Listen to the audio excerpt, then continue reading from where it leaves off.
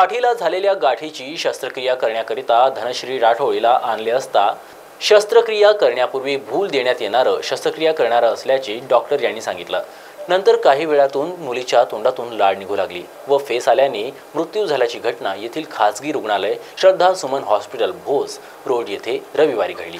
दरम्यान डॉक्टरांच्या हलगर्जीपणामुळे मृत्यू झाल्याचा आरोप सदर मुलींचे आईवडील व नातेवाईकांनी केला आहे।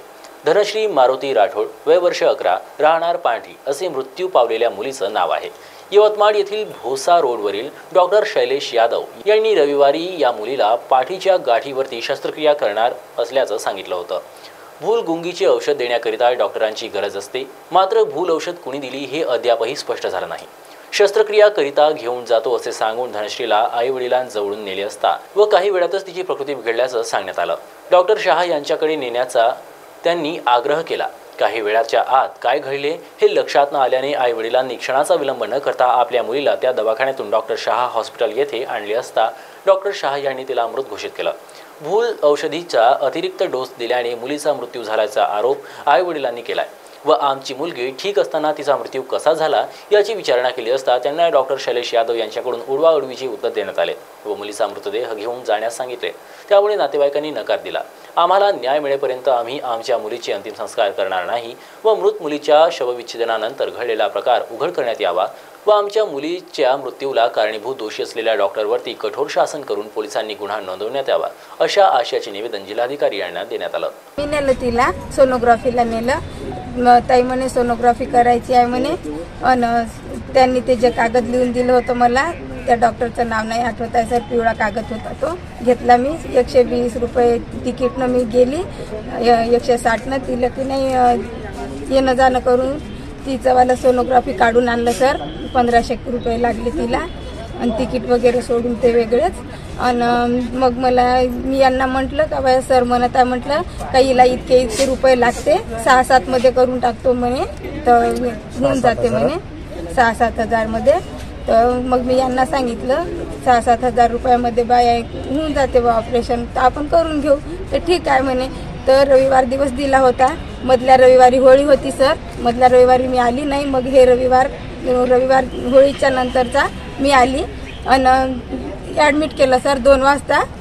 2 वाजतापासून सर 4 वाजेच्या दरम्यान त्यांनी माझ्या मुलीचा जीव घेतला सर। ते हाय डोसचा काय म्हणते ते बेशुद्ध पाडायचं ते इंजेक्शन दिलं सर। ऑपरेशन नाही केलं, काहीच नाही केलं। मुलगी जशी आहे तशीच आहे सर आणि फक्त इंजेक्शन देऊन तिला मारण्यात आलं। कोणी मारण्यात? ते यादव शैलेश यादवनी आणि शहाला बोलावलं होतं सर त्यांनी। अजून त्यांनी जेव्हा इंजेक्शन दिलं होतं तिला चेकअपसाठी नेलं आतमध्ये, तर तिला की नाही मला नाही पाहू दिलं, तिच्या वडिलाला नाही पाहू दिलं। तर मी म्हटलं धनू तू स्ट्रॉंग आहे ना, तर थांब म्हटलं, पाहू नाही देत आहे ना मी, तू म्हणजे होऊ शकते बा तुझं ऑपरेशन।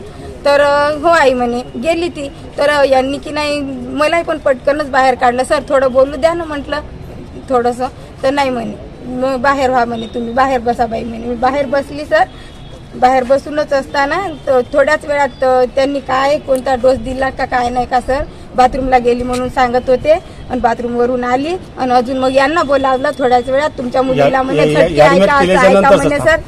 तर त्यांना म्हटल्यात आलं का तुझ्या मुलीला फिट होती का हे होतं का? आमच्या घरात सर कोणालाच का कोणती रोगराई नाही आहे, आम्ही सर निरोगी आहे। तर यांनी म्हटलं का माझ्या मुलीला काहीच नाही आहे, पण मी अशी बोलत जशी आहे अशीच मी बोलत असतो सर। तर यांना वाटलं असेल का बा हिच्या आईला अशी घाबरून बोलते, पण मी अशीच बोलतो सर।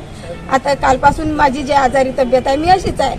तर त्यांना असं वाटत आहे का हिला फिट आहे हे आहे, काहीच नाही आहे सर आमच्या घरामध्ये। लागन तर तुम्ही आम्हाला चेकअप करून घेऊ शकता। आणि नेमकी तुमची आता पुढची भूमिका काय राहील? पुढची भूमिका सर आम्हाला न्याय हवाय, बाकी काही नाही। तुम्ही सध्या जिल्हाधिकारी कार्यालयात कशाला आलाय? हो सर, न्यायासाठी आम्हाला न्यायच हवा सर। आमचा जीव गेला, मला एकुलती एकच मुलगी आहे सर आणि मला त्याच्यावर कारवाई झाली पाहिजे सर। आणि त्यांच्याशी ऑपरेशन झालं नसतं तर त्यांनी ऑपरेशन हातात घ्यायचं नसतं सर।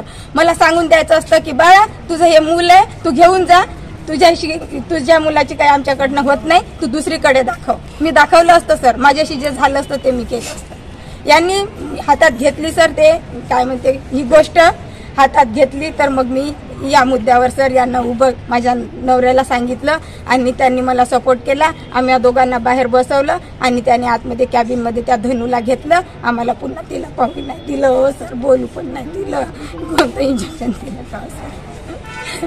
माझी मुलगी गेली सर. काल रात्रभर मला झोप नव्हती सर, आम्ही असे झोपत होतो सर.